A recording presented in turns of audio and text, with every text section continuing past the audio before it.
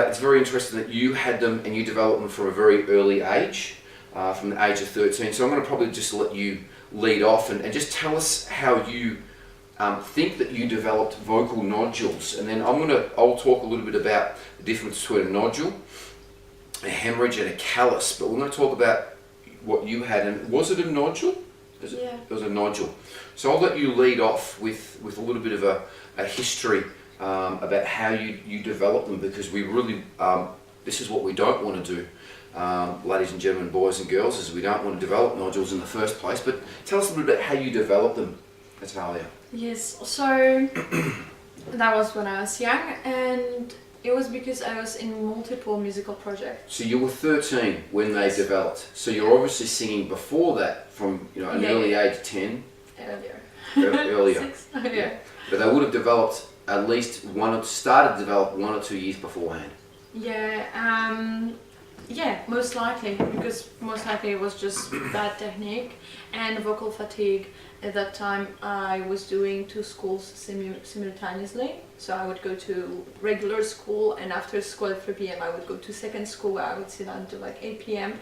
and after that I would go to studio to record songs, and it was just vocal fatigue. I had to sing, because my voice always has been very high, so I would get like really high parts that I would have to sing on the recording. Yep. Like I wanted to sing them really, really well, and multiple takes. And it's just when you finish in studio around 1 a.m. or 2 a.m. and then go home, sleep, and the next day the same thing, it's very easy, I think, to override yourself. So were you writing your own songs back then, recording your own songs? We were recording covers. Recording covers? Yeah. And were you also singing at school as well too? Yes, of course, like in the regular school and then in the music school that I was doing after hours. Oh wow. Yeah. So in the music school we would have choir, we would have solfa lessons, and yeah. There we go. I mean, it was a lot, and my technique was not great. Yeah.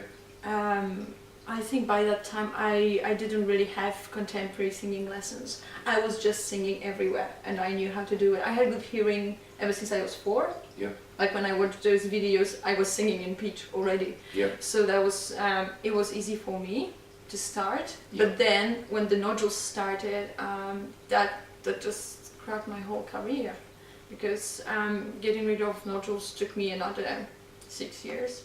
They would like coming, going. Alright. Yeah. First nodules, the ones I got when I was 13, I completely lost my voice. So I was like fish. I was just moving my mouth, but no sound would come out. Yeah. Natalia, do you know if you had, did you have a single nodule, or did you have dual nodules? Because sometimes you get dual nodules where you have one develops on one chord, then it starts to irritate the other, and you develop 2. Because it sounds like you might have had 2. Yeah. I had to, it's just, because it's been so many years and so much rehab, and it's been a long time ago. I can't tell what was first, but there was a time when I had like really big single nodule.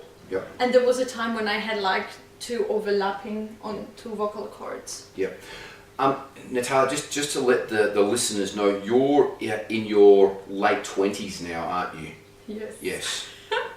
just to let let everyone know that it's been a while since I had nodules. Yes. Okay. All right. Now so you said it took 6 years before it completely went away. That's a long because time. That was the time when I developed interest in rock music. So I started hitting rock scene, singing rock stuff, still without good technique, and still coping, going to nodules rehab. I would do that for, let's say, a month.